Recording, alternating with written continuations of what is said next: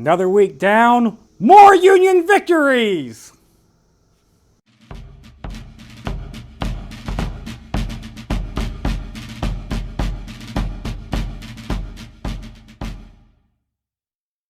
Hello and welcome to Civil War in Hindsight. I'm Lieutenant Tommy. With me, as always, is Prospector Johnny. And this summer hit. Summer hit. It is hot. Oh yeah. I apologize for not wearing my jacket, but it's hot. Hot. No, it's rolling in. Yeah, it's rolling in for our boys. But you know what? I think that's good because it's going to be a whole lot hotter down in the south, and they are not going to want to fight a war. Not in this stuff. Not in this stuff. It's too hot for this. So this is just going to lend itself more to short victory when getting the United States back in order. Yeah, that's really where I'm at right now. I'm looking forward to that. I'm ready for a little bit of normalcy would be nice. Yeah, I'm ready for a vacation down to New Orleans. I hear there's this absinthe drink that's down there that's very tasty that I'm interested in getting my hands on. So I can't wait for this war to be over so I can get down there and enjoy some. That sounds nice. And enjoy some Creole culture. But in any case, the week Johnny is going to begin. Hopefully, you can get a raise to afford that. I mean, I feel like as a. I figure arms. What do you do? I'm just a staff staff officer. Guns? Yeah, no, I'm a staff officer right now. Although I did put in for a transfer to the Ordnance Department, so we'll see how that works out here in the future for us. All right, well, good luck. Gonna need it if you want that vacation down in New Orleans. Well, I figure after the war is over, we're gonna have to police the South a little bit because we're not gonna want them to do this again. So I figure I could just probably get stationed. No, you gotta give them. Yeah, I figure I can get stationed down there. Also, you know what? We'll go ahead and we'll come down there and we'll support them. Your Southern culture and heritage and everything. Still important to the United States, even though you were traitors and you tried to leave us and all that. But we still like you. We still like the things you have. And so, welcome back. Welcome back. Okay, that'll be good. All right. So the week's going to begin on June 14th with pro-Confederate Governor Jackson evacuating the state capital of Jefferson City, Missouri, as federal troops under Nathaniel Lyon draw near. So that whole, this means war apparently actually means this means war because federal troops under Nathaniel Lyons are sick of the state militia thinking that they can be sort of Confederate without actually seceding. Because keep in mind, Missouri, the state, voted that we're not doing this. But the governor says, I want to, so I'm going to create a dictatorship and do it anyways. Okay. All right, so where are they right now? Are they back with the United States? No, they never seceded. They declared. Well, no, I know, but there's still a question mark because they got a whole lot of sympathizers. They're a question mark because they're neutral. We're going to leave them there. They're neutral. They're still neutral. All right, we'll leave them as a question mark. But it might change here in a minute. On June 15th, there are more Confederate withdrawals as troops under Joseph E. Johnston, Confederate Joseph E. Johnston, evacuates Harper's Ferry and fall back to Bunker Hill. While pulling out... Where is that? That's in Harper's Virginia. Ferry and Virginia. Yeah, okay. Yeah, we're in Virginia. All right. I'll put a little map up and some little ready dots like I did last week as best I can. While pulling out, Johnson is going to blow the main railroad bridge over the Potomac.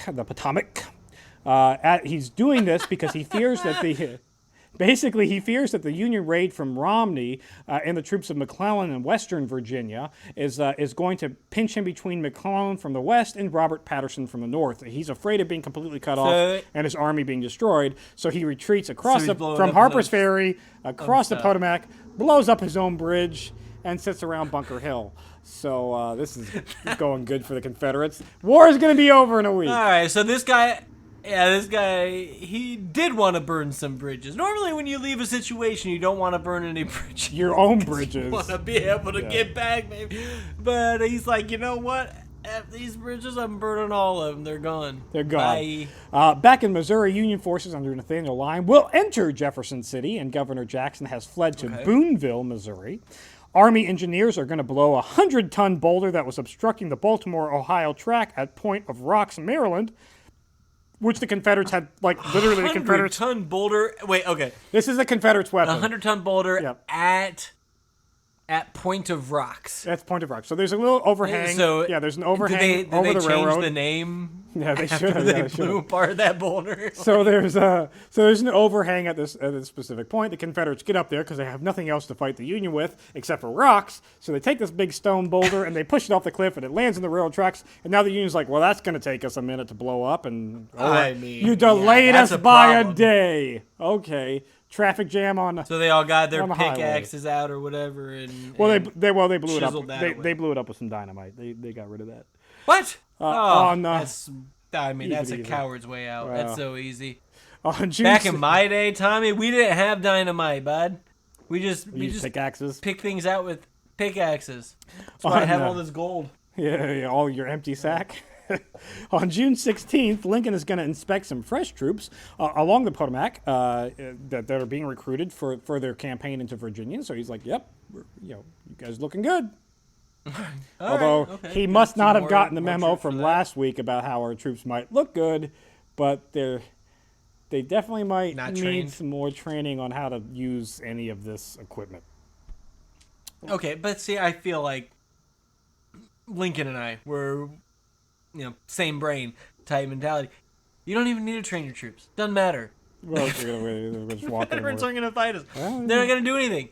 We get in one battle. It doesn't matter if you don't have trained troops. They're a bunch of yellow belly coward traitors, and they're going to run first sight. It's happened a lot so far. On June 17th, we have the Battle of Boonville, Missouri, where Nathaniel Lyons is going to engage the retreating Governor Jackson. Moving by boat, Lyon will land his 1,700 men below Boonville, Missouri. As he's marching up to the city, his men would march along the Rocheport Road towards Boonville. At 7 a.m., Lyon's men would engage 500 state militia by the dirty, dirty Governor Confederates around the bluff of Boonville. Lyons would use his artillery to displace some sharpshooters. So first thing, as he's marching up, he's getting some pot shots taken off by some sharpshooters. And he goes, "All right, cannons, we have cannons. Just take care of that." Yeah. You want to boo? Yeah. Get a little into the corner of that building. Yeah, the corner of that building, just take it out. Just top corner of it, just ping ping. And so we did. And, General Lyons will approach the remaining Confederate militia, and he's going to fire 2 volleys into their ranks, at which point the Confederates promptly break rank and start running home. Literally, running back to their homes. Battle lasted 20 minutes. 20 minutes.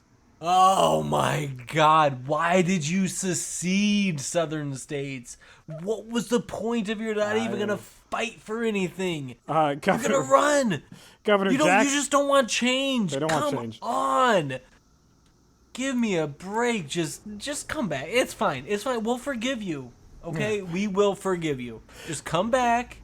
We'll let you in. It's all good. It's all good. You'll have to stop.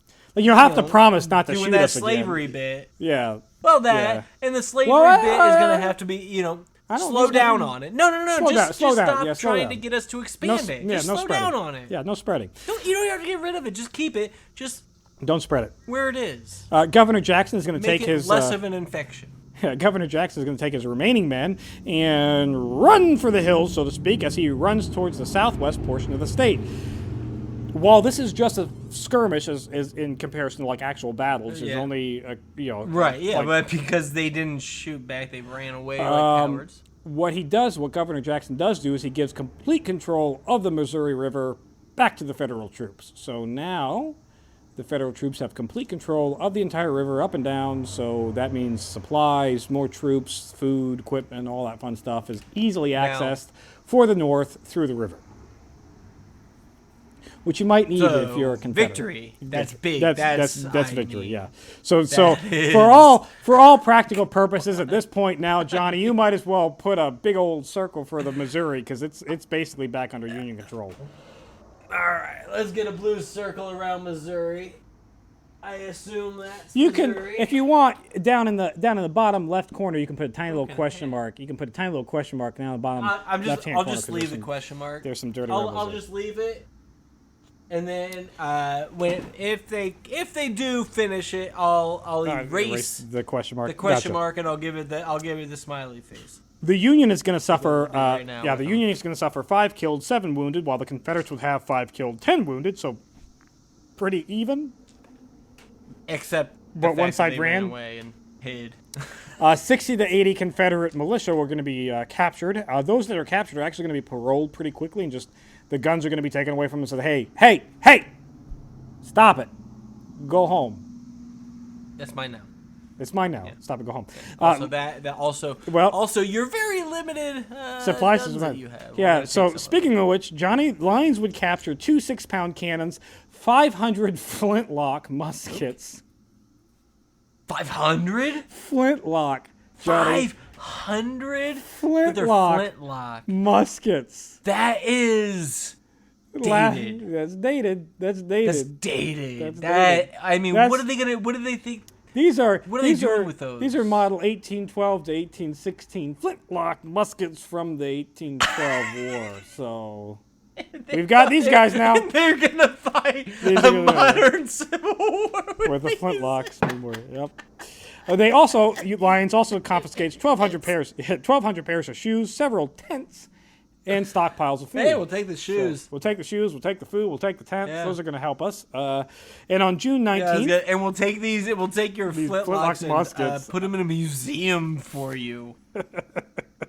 On June 19th, Francis H. Pierpont is going to be named the provisional governor of the federal Virginia. So now, Johnny, that western part of Virginia that has said, we're not seceding, we don't agree with secession, we're not participating in this, they have now got a provisional governor. So, what? Yep. So, So that northwest corner there, you might as well just put a big old blue circle there. Yeah, there you go. Like it's kind of like, blue circle. Provisional governor. Not an official state, but a huge chunk. I will take it. A huge We'll chunk. take it. I am, yeah. Give me more of that. All right, Tennessee, Eastern Tennessee. Where are you at? You come next. We'll add you to it. Yep. We'll just put you in with that. We'll make a new state. It'll be Tennagenia. I like Tennagenia. I think that's a good name. That'll go.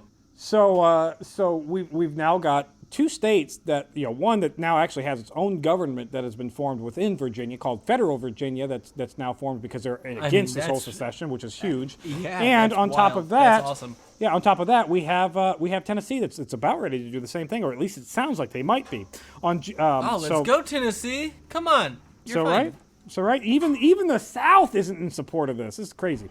We are so fine of we're so fine bringing states back. Like that's what I think. I think the big thing here is what they need to understand is that it's okay. It's okay to come back. We will forgive you. You can come back to the United States, and we will love you every bit as much as we did before.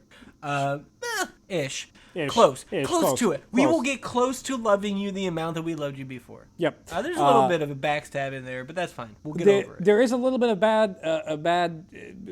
sort of bad, depending on how you want to look at it. News here by the end of the week here. What do you mean? Pro-secessionists are going to attack Union Home Guard troops around Camp Cole in Missouri because Camp Cole. Okay. Oh. Because they don't like they specifically target. So Missouri's kind of they're having a clash right now. In Missouri, they're trying to figure out. You're pro-union, pro-secession, one of the two, and you're fighting each other. Yeah, the blue circle's appropriate because the federal government has basically taken back control, but the question mark is also appropriate because there's still some.